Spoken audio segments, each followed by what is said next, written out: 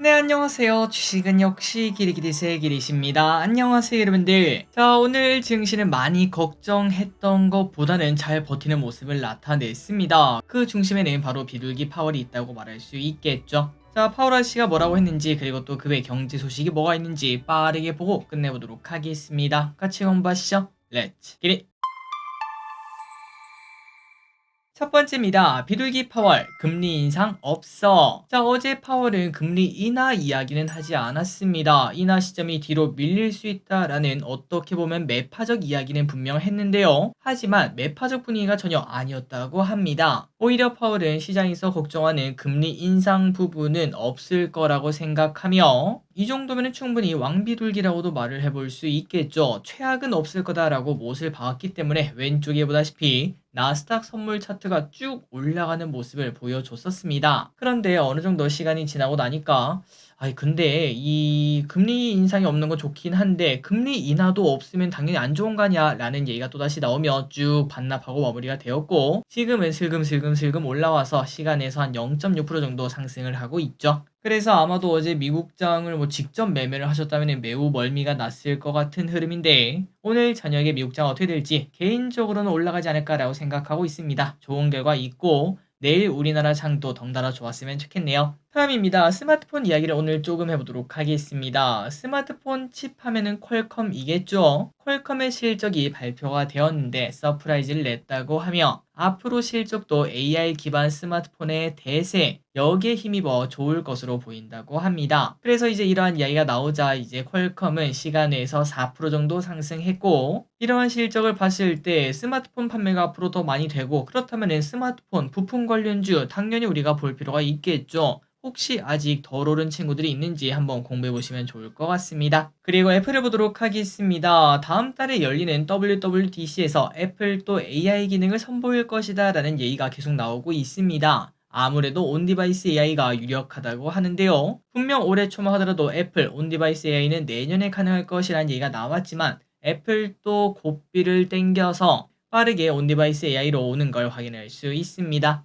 그래서 만약에 온디바이스 AI가 없던 애플은 올해까지도 아이폰 판매량이 줄어들 수 있다, 그런 걱정이 나오며 주가가 많이 하락했었는데, 하지만 온디바이스 AI가 나오면 다르겠죠. 확실히 게임 체인저가 될 수 있기 때문에 판매량도 회복이 될 거고 결국은 주가가 조금은 올라가 주지 않을까라는 생각을 해볼 수 있다고 하네요. 그리고 온디바이스 AI를 위해서 최근 오픈 AI와 협력을 논의하는 등 적극적인 모습을 확인할 수 있습니다. 그렇다면 우리가 이 기업을 빼놓을 수가 없겠죠. 애플이 AI폰을 공개하고 올해 하반기에 출시를 한다면 당연히 LG노텍 이 흐름을 놓칠 수가 없을 것 같습니다. 그리고 이미 주가는 반영을 하고 있는 모습, 차트가 기가 막히죠. 그리고 이 LG노텍 말고도 다른 애플 부품주들이 다시 꿈틀꿈틀 살아나는 모습을 보여주고 있다고 합니다. 또한 오늘 애플이 실적 발표를 할 예정인데요. 이번 실적 발표에서 조금 더 구체화된 내용이 나오지 않을까라는 기대감이 나오고 있어서 LG노텍의 주가 흐름도 우리가 관심 있게 봐야 될 것 같습니다.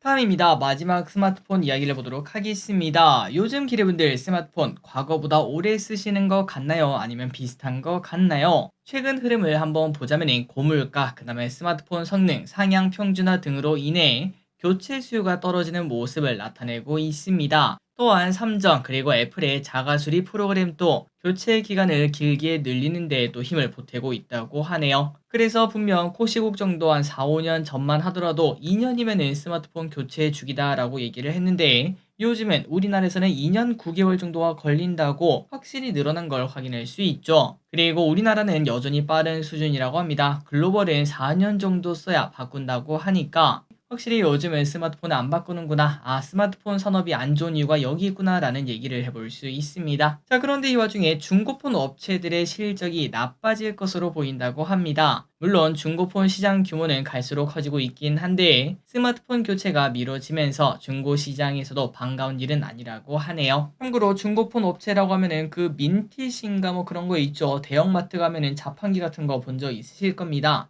그런 것들을 말을 한다는 건 참고하시면 될 것 같습니다. 다음입니다. 공모주 수익률로 보면은 이제는 약한 모습. 최근 공모주가 몇만 원의 수익을 계속 주고는 있습니다. 하지만 올해 초부터 따따블이 나오면서 5만원, 10만원 이러한 수익까지는 나타나고 있지 않죠. 그리고 최근 들어 스펙 또한 10,000원 정도의 수익을 줬는데, 하지만 요 친구 유안타가 오늘 상장했는데 공모가 2,000원에 3,300원까지 올랐다가 바로 떨어지는 모습이 나타났습니다. 그러니까 유안타는 좀만 잘못 매도했어도 수수료도 못 건졌다라고 얘기를 해볼 수 있겠죠. 그리고 D&D 파마텍 요 친구도 공모가 33,000원, 시초가 49,000원으로 절대적인 금액은 15,000원으로 충분히 점심값은 벌었다라고 할 수 있긴 하지만, 그런데 수익률만 보자면 50%밖에 안 되기 때문에 확실히 좀 많이 줄긴 했다. 100%, 200%, 아니 진짜 100%는 기본이었는데 라는 얘기를 하는 건 과거 일인 걸 확인할 수 있습니다. 그런데 우리는 이미 다 알고 있죠. 모든 건 다 돌고 돕니다. 이런 식으로 공모주가 조금 안 좋다가 아마도 손실 보는 공모주도 곧 나타날 것 같긴 해요. 그러면은 이제 공모주에 대한 인기가 쭉 줄어들면서 그 다음에 또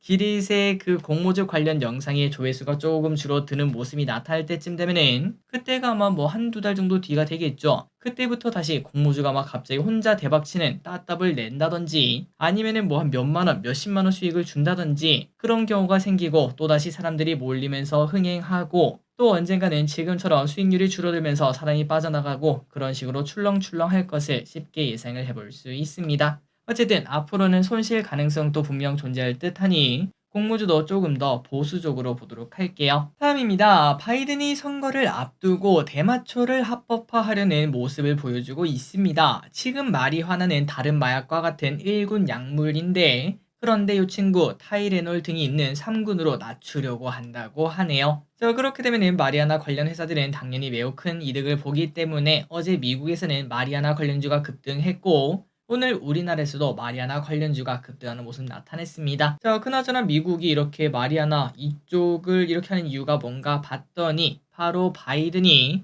젊은 유권자를 겨냥하기 위해서 친마리아나적인 모습을 보여주고 있다고 합니다. 다 선거 때문이라고 말할 수 있겠네요. 다음입니다. 황금 연휴 몰려온다. 중국은 1일부터 5일까지 노동절 연휴이고요. 일본의 골든 위크도 있습니다. 이러한 연휴, 그러니까 지금은 완벽한 연휴 타이밍이라고 말할 수 있는데, 해외여행 수요가 당연히 증가하고 있다고 하네요. 그렇다면 가까운 지역에 관심이 높아질 수밖에 없겠죠. 그래서 문체부에 따르면 5월 연휴 기간 동안 한국을 방문하기 위해 예약한 중국인은 8만 명에 달한다라고 말을 했고요. 그리고 참고로 일본 골든위크 동안 방한 관광객도 10만 명이나 된다고 합니다. 그래서 최근 들어 화장품, 그 다음에 면세점 이쪽 관련주가 좋은 흐름을 나타내고 있는데 연속성이 있을지 보도록 하겠습니다. 다음입니다. 일단 왼쪽에 아모레퍼시픽 차트를 보면은 연속성이 없을 수가 없겠군요 라는 얘기를 해볼 수 있겠습니다. 그동안 화장품주들은 기르분들이 아시다시피 중소형주 중심으로 움직이는 모습이었는데, 그런데 이제는 대장으로 이름을 날렸던 LG생건, 그 다음에 아모레퍼시픽 요 친구도 올라가는 모습을 보여주고 있습니다.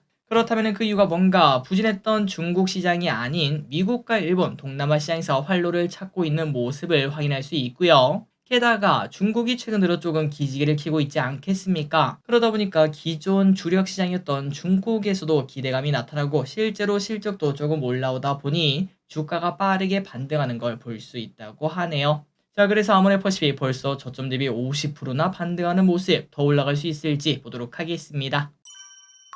다음입니다. 하이브 영업이익이 오늘 공개가 되었는데 전년비 72%나 감소했습니다. 올해 초 아일리카 투어스가 데뷔하면서 초기 비용이 발생하면서 이런 흐름이 나타났다고 하는데요. 그럼에도 50만 장 이상의 판매를 올렸다고 하네요. 그리고 2분기부터는 아티스트가 대거 활동을 재개하고 월드 투어도 시작될 예정이요. 실적이 개선될 것으로 보인다고 합니다. 최근 들어 이슈 때문에 하이브가 좀 좋지 않은 흐름을 나타냈죠. 하지만 결국은 실적이 필요하지 않을까? 앞으로 실적이 좋아진다라고 생각한다면 당연히 지금은 기회겠죠. 한번 보도록 하겠습니다. 다음입니다. 이거는 그냥 재밌는 소식으로 한번 보도록 하겠습니다. 요즘 LG전자에서 요 몇 년 사이에 효자 역할을 하는 제품이 있다고 하는데, 그건 바로 초대형 냉방기 칠러라고 불리는 왼쪽에 보이는 요 친구입니다. 칠러가 도대체 뭐 하는 건가? 바로 차갑게 만든 물을 열 교환기로 순환시켜 냉기를 공급하는 설비인데, 주로 대형 건물이나 공장 같은 산업시설에 설치가 된다고 합니다. 참고로 LG전자의 왼쪽에 보이는 이 칠러는 성능도 좋은데 에너지 소비도 줄여져 유지비용이 절감되어서 많은 건물이나 공장에서 이를 선택을 하고 있다고 하네요.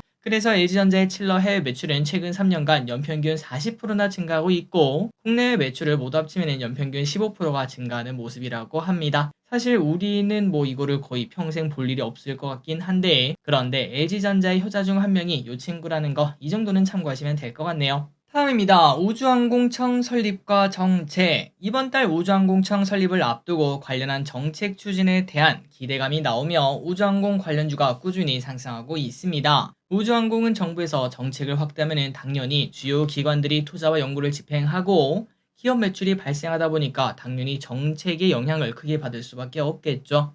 자, 그렇다면 주요 이슈들이 뭐가 있는가 봤더니 일단 가장 중요한 거는 5월 27일 우주항공청이 설립된다고 합니다. 그것 때문인지 이미 우주항공 관련주가 최근 들어 많이 오르기도 했고요. 그리고 올해 상반기 사이에 우주기술 로드맵 3.0, 제3차 우주산업화 전략 등 이런 것들이 발표가 된다고 하니까 추가 상승 가능성이 분명히 있다. 새로운 주도주가 될 수 있다. 이러한 이야기가 나오고 있다고 합니다. 그리고 하반기에는 다수의 우주기업들이 IPO를 진행할 예정이며 우주 탐사 로드맵도 발표가 된다고 하니까 혹시나 이 친구가 새로운 주도주가 될지 보도록 하겠습니다. 다음입니다. 삼성전자 12만원 간다 믿어라. 최근 반도체가 조금 쉬어가는 흐름을 나타내는 와중에 KB증권에서는 삼성전자의 시간은 곧 시작된다며 목표가 12만원을 제시했습니다. 그 이유는 현재 삼성전자는 전세계 AI 주식 중에 가장 높은 매력을 가지고 있는데 그런데 이게 좀 가장 높은 매력이면 진짜 올라야 되는 거 아닌가? 라는 말을 좀 소곤소곤 해볼 수 있겠지만 어쨌든 유일하게 마이너스 수익률을 기록하는 기업이라 당연히 지금 매수할 필요가 있다고 합니다. 그렇다면 삼전의 매력은 어디 있나? 바로 3분기부터 엔비디아, AMD로 HBM3 출하가 증가할 것으로 보이며 이에 따라 앞으로 실적 전망을 높여잡고 있다고 합니다. 자, 사실 삼성전자 10만원까지는 뭐 30%도 채 안 되는 수익률이라서 사실 뭐 금방 도착한다고 말을 해볼 수 있겠죠. 얼마 전에 우리 삼성전자 86,000원 갔을 때도 진짜 며칠 만에 갔습니다. 그런 것처럼 10만원 또 뚝딱 올라갈 수 있기 때문에 충분히 거기까지는 가능하다라는 생각을 해볼 수 있는데 근데 12만원 좀 높긴 하네요. 과연 올해 안에 갈 수 있을지 개인적으로 올해는 일단 9만원 찍고 그리고 고민을 해보고 싶은데 어쨌든 삼성전자 오르는 건 뭐 기정사실이겠죠. 조금 더 힘내서 기다려보도록 하겠습니다. 다음입니다. 워렌 버핏의 후계자도 못하는 주식 투자. 이걸 보면은 주식 투자를 내가 굳이 머리 써서 해야 되나라는 얘기를 해볼 수 있겠는데요. 버핏이 자신의 후계자를 2명을 정했었다고 하는데 하지만 이 둘의 최근 10년의 수익률을 보면은 시장도 못 이기는 수익을 보여줬다고 합니다. 그래서 이 친구들의 평균 수익은 바로 8% 수준이라고 하는데 아니 그래 이 정도면 뭐 훌륭한 거 아니야? 물론 훌륭하죠. 하지만 중요한 거는 그냥 그런 거 안 하고 S&P 500 지수 추종에만 투자를 했어도 이것보다 높은 수익률을 낼 수 있었다는 게 포인트라고 합니다. 그러니까 야 이거 저렇게 공부하는 똑똑한 애들도 못하는데 그냥 나도 지수 추종 ETF만 사놓고 본업을 열심히 하는 게 돈 버는 게 아닐까라는 생각은 해볼 수 있겠네요. 어쨌든 이제 이 친구들 조금 더 공부가 필요한 상황이라고 하는데 그런데 이런 상황이다 보니까 버핏이 이제 나이가 좀 많이 먹지 않았겠습니까? 버핏도 언젠가는 은퇴를 해야 될 텐데 그 다음에 버크셔 해서웨이의 미래가 조금 불투명해지는 걸 확인할 수 있습니다. 혹시나 나중에 워렌 버핏이 뭐 조금 아프시다거나 아니면 혹시 뭐 세상을 떠나신다는 그런 소식이 나올 때 버크셔 해서웨이의 주가가 조금 크게 흔들릴 것도 생각을 해볼 수 있겠네요. 마지막 소식입니다. 밸류업도 별거 없다. 밸류업 관련 발표가 오늘 있었는데요. 하지만 또 뚜껑을 까보니 핵심 유인책이 부족한 모습을 나타내며 투자자들에게 또다시 실망감을 안겨줬다고 합니다. 물론 내용은 좋습니다. 하지만 어느 정도 기업에게 푸시를 하는 강제성이라든지 아니면 거절할 수 없는 당근이라든지 그런 것들이 필요한데도 불구하고 그런 것들이 아직까지는 없다 보니까 빛 좋은 개살구가 될 수 있다라는 얘기가 나온다는 거겠죠. 그래서 오늘 저 PBR 관련주는 하락하는 모습을 나타냈다고 합니다. 물론 증시가 안 좋은 영향도 있었을 것 같습니다. 자, 오늘의 공부 여기까지 끝났습니다. 항상 이렇게 같이 공부해서 진심으로 감사합니다. 내일 증시 더 좋았으면 좋겠습니다. 지금까지 길이셨습니다. 하이요.